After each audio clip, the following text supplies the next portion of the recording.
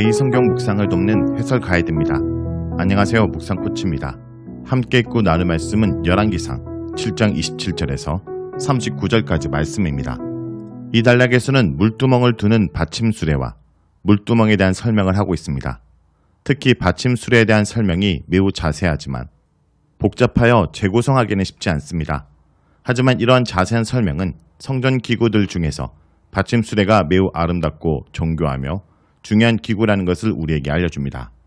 27절에서 37절을 보겠습니다. 27절에서 37절은 받침 수레에 대한 설명입니다.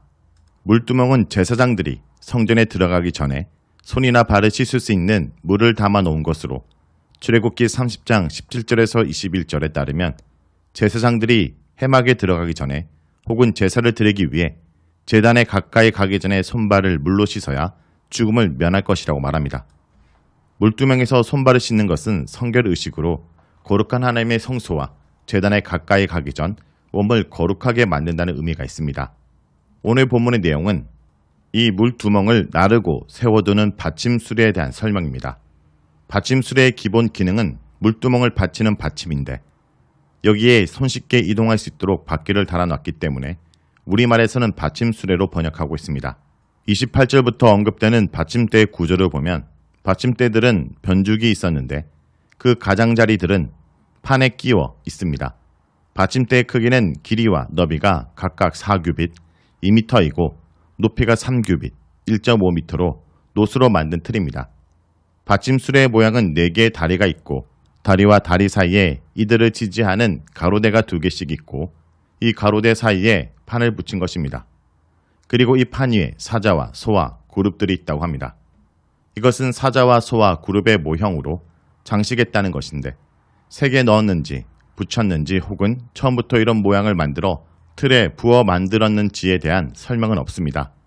가로대 위에도 판과 동일하게 사자와 소와 그룹들의 장식을 하였습니다. 사자와 소 아래는 한 모양으로 장식하였습니다. 일부 학자들은 사자와 소와 그룹들을 각각 힘과 속도와 지혜를 상징하는 것으로 해석하기도 합니다. 또한 사자는 야생동물의 재앙이고 소는 가축의 재앙이고 그룹들은 하나님의 창조물 중 최고이므로 최고의 생물들로 성물을 장식했다고 해석할 수도 있습니다. 30절은 받침대 아랫부분의 모양으로 받침대 한 개에는 각각 4개의 놋바퀴와 놋축이 있고 4발 밑에는 어깨와 같은 것이 있어 물두멍 아래에 있고 한과 같은 것이 그 옆에 돌아가면서 있습니다. 어깨 같은 것은 바퀴 부분과 받침대를 지지하는 대를 말합니다. 그런데 이것은 만들어 붙인 것이 아니라 처음부터 틀을 짜서 통으로 만들었다는 의미입니다. 이 거치대 각각에는 옆에 한 모양이 붙어 있습니다. 여기서 통으로 틀에 부어 만들었다는 것은 기술자의 기술이 좋다는 것과 이어 붙인 것이 아니므로 매우 튼튼하다는 것을 나타냅니다. 31절은 받침대 윗부분에 물두멍을 놓을 자리를 설명한 것으로 받침대 입구는 거치대 1규빗 정도 위로 올라와 있으며 지름이 1.5규빗 정도 되는 원형으로 되어 있습니다. 그 원형판에도 모양을 아로색에 넣었습니다. 하지만 받침대 전체의 모양은 네모입니다. 즉 네모로 틀을 만들고 그 안에 왕관 같은 동그란 틀을 만들어 넣었다는 의미입니다. 이 동그란 틀은 물두멍 바닥이 닿는 부분입니다. 32절에서 33절은 받침대의 바퀴에 대한 설명으로 바퀴는 모두 4개이며 4기둥에 위치합니다. 바퀴축은 받침대 발 부분에 붙었습니다. 즉 4개의 바퀴를 받침대 아래에 달았다는 뜻입니다. 이 바퀴의 크기는 지름이 1.5규빗 70cm이고 병거바퀴의 구조와 동일하며 축과 태와 살과 통을 다 부어 만들었습니다. 이것은 각각을 만들어 조립한 것이 아니라 바퀴 전체를 통으로 부어 만들었다는 뜻입니다. 이 받침대는 물이 든 물두멍을 옮기고 세워 놓는 역할을 하는데 물두멍의 40파트 대략 1600리터가 담기기 때문에 2톤 정도의 무게를 견딜 수 있을 정도로 튼튼하게 만들어져야 했습니다. 34절에서 36절은 받침대 맨 위에 놓일 물두멍 거치대를 만드는 것으로 받침대 네 모퉁이에는 어깨 4개가 있는데 어깨 같은 것은 받침대와 연결되었습니다. 그리고 받침대의 꼭대기에 높이가 반 규빗 되는 둥근 테두리를 만들었습니다. 받침수레 위에 버팀대와 옆판들이 받침수레와 연결되어 있습니다. 여기서 옆판은 버팀대와 버팀대 사이를 연결하고 지지하는 역할을 합니다. 이 옆판과 버팀대의 빈 곳에도 그룹들과 사자와 종려나무를 새기고 그 둘레에 한 무늬를 만들었습니다. 받침수레의 경우 모양을 새길 수 있는 모든 곳에 그룹들과 사자와 소와 종려나무와 한 모양을 새겨 넣은 것을 볼 수 있습니다. 종려나무는 고대 근동에서 생신력을 상징하기 때문에 고대 근동에서 장신 문양으로 많이 사용되었습니다. 성전 기구 중에서 물두멍을 옮기고 세워두는 받침술에 대한 설명이 가장 복잡하고 깁니다. 받침술에는 단순히 장식용이 아니라 위에서 언급한 것처럼 2톤가량의 물을 실어 나르는 역할을 했기 때문에 기능적으로 튼튼하고 정밀해야 합니다. 물두멍의 크기에 딱 맞게 설계되고 만들어져야 하기 때문에 정교한 설계와 솜씨를 발휘해야 합니다. 뿐만 아니라 미적으로도 아름답게 하기 위해 모든 부분에 정교하고 아름다운 세공을 하였습니다. 이렇게 길고 자세한 설명을 통해서 히람이 만든 물건 중에 받침수레가 가장 뛰어난 기술과 예술성을 자랑하는 기구였다는 것을 간접적으로 보여주고 있습니다. 그런데 히람은 이렇게 정교한 기술이 들어가고 커다란 받침수레를 모두 동일한 방식과 크기를 따라 10개를 만들었습니다. 본문은 부어 만드는 법과 크기와 양식을 모두 동일하게 만들었다고 하므로 10개를 하나처럼 동일하게 만들었다는 것을 강조합니다. 기계로 물건을 만드는 시대에는 동일하게 만드는 것이 쉽지만 손으로 일일이 만들어야 하는 시대에 크기와 모양과 만드는 방법을 모두 동일하게 해서 10개를 만들어내는 것은 결코 쉬운 일이 아닙니다. 여기서 동일하게 만들었다는 것은 히람의 놋 다루는 솜씨가 어떤 조건에서도 동일한 결과물을 얻어낼 만큼 매우 뛰어나다는 것을 간접적으로 보여줍니다. 다음은 38절에서 39절입니다. 38절에서 39절은 물두멍에 대한 설명입니다. 38절은 물두멍에 대한 설명으로 수레 받침을 만드는 설명에 비해 매우 간단합니다. 물두멍은 직경이 4규빗 2m이며 40파트 1600리터가 들어갈 정도의 놋으로 된 물통으로 모두 10개를 만들었습니다. 물두멍의 모양이나 자세한 크기나 모양에 대해서는 일절 설명하지 않습니다. 이것은 물두멍보다 수레받침이 더 중요한 기구라는 것을 말해줍니다. 각각의 물두멍은 10개의 수레받침에 하나씩 올려두었습니다. 그리고 수레받침은 성전 오른쪽에 5개, 왼쪽에 5개를 두었고 성전 오른쪽 동남쪽에는 이전에 설명하는 바다를 두었습니다. 성전 그림들을 보면 성전 오른쪽에는 바대와 수레받침이 같이 있습니다. 성전의 오른쪽 동남쪽 모퉁이에는 놋바다를 두었는데 놋바다가 성전에서 제사를 주도하는 제사장들이 물로 씻도록 마련되었다면 물두멍은 제사를 드리는 자들과 제물들을 정결하기 위하여 마련되었고 제사를 드리고 난 후에 제물들의 피로 얼룩진 제단과 성전들을 깨끗하게 하기 위하여 마련되었습니다. 물두멍은 옮길 수 있었던 기구로 보입니다. 하나님께 나아가는 자는 하나님의 제사장이라는 신분도 중요하지만 그것보다 손과 발을 씻어 죄와 부정을 씻어낸 거룩한 존재라는 것이 더 중요합니다. 만일 부정한 상태로 제사를 드리거나 성전에 들어가면 제사장이 죽거나 그 제사가 오염되어 하나님께서 받지 않으십니다. 현재 우리의 예배로 보면 물두멍은 회개의식을 위한 기구로 볼 수 있습니다. 회개를 통해 우리 죄에 대해 씻음을 받고 용서를 받지 못하면 우리가 하나님께 나아가 예배하고 기도하는 것이 무의미한 일이 될 수 있습니다. 그러므로 하나님께 나아가는 자는 물두멍의 물로 자신을 씻은 제사장처럼 죄를 씻고 나아가야 할 것입니다. 물두멍에 만들어진 이런 여러 장식들은 그것이 기능성과 예술성을 함께 갖춘 기물이었음을 보여줍니다. 자, 여기까지가 열왕기상 7장 27절에서 39절까지 말씀입니다. 오늘 말씀을 통해 우리는 무엇을 묵상하고 적용해야 할까요? 우리의 대제사장이신 예수 그리스도로 이제 우리는 하나님께 나아갈 길이 열렸습니다. 이제 더 이상 우리는 물수레나 물두멍이 필요 없습니다. 가장 귀한 희생 제물이 되시며 대제사장이 되신 예수 그리스도로 말미암아 하나님께 나아갈 길을 얻게 되었기 때문입니다.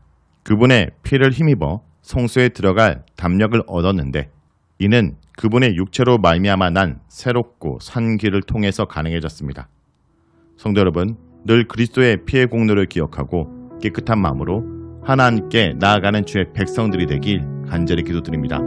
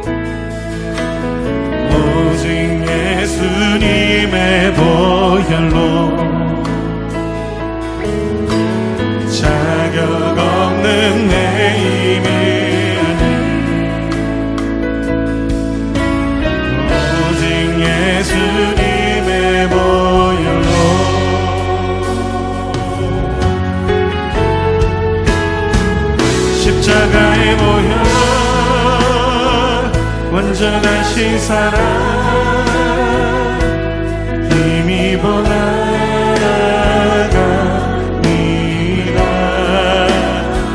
십자가에 보여 완전하신 사랑 힘입어 예배합니다. 주의 보좌로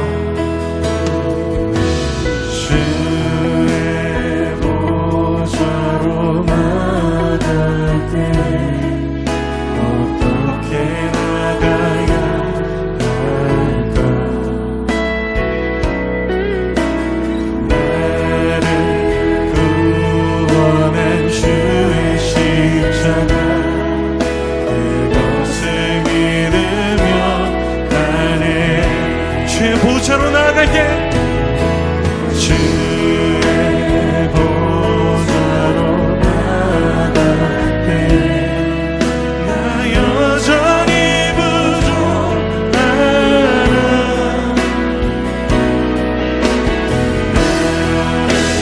그것이 주의 그 사랑 그것을 믿으며 나를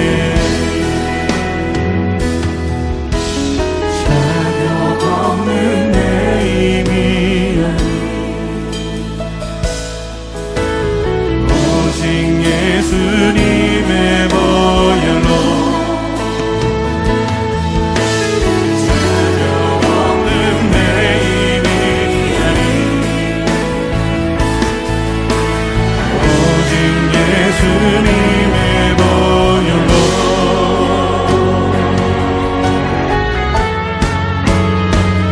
십자가의 보혈 완전하신 사랑 힘입어 나아갑니다.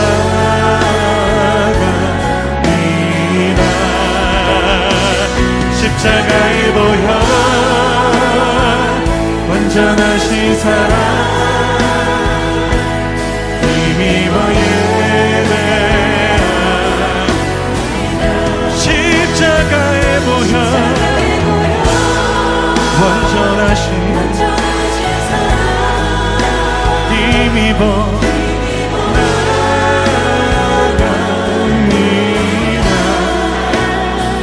십자가의 보혈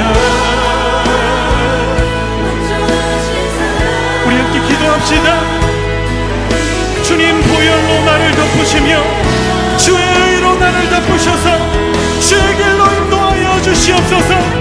주님의 사랑과 인도하심으로 하나님 새롭게 되는 시간 되도록 주님 우리를 붙들어 주시옵소서. 우리 함께 기도합시다. 주님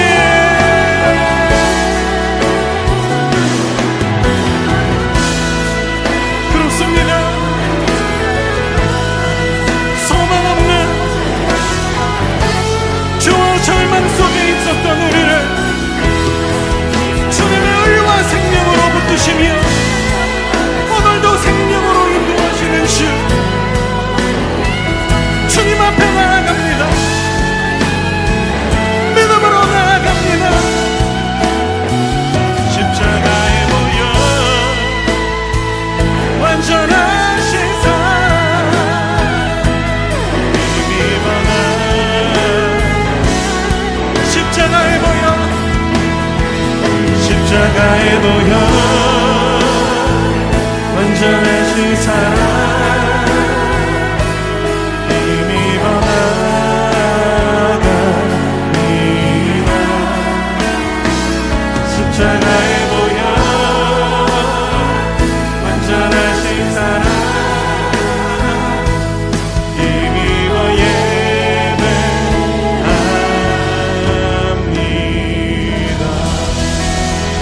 그 보혈을 우리를 씻으시고 생명의 길로 의의 길로 인도하시는 주님 주님의 사랑 찬양합니다.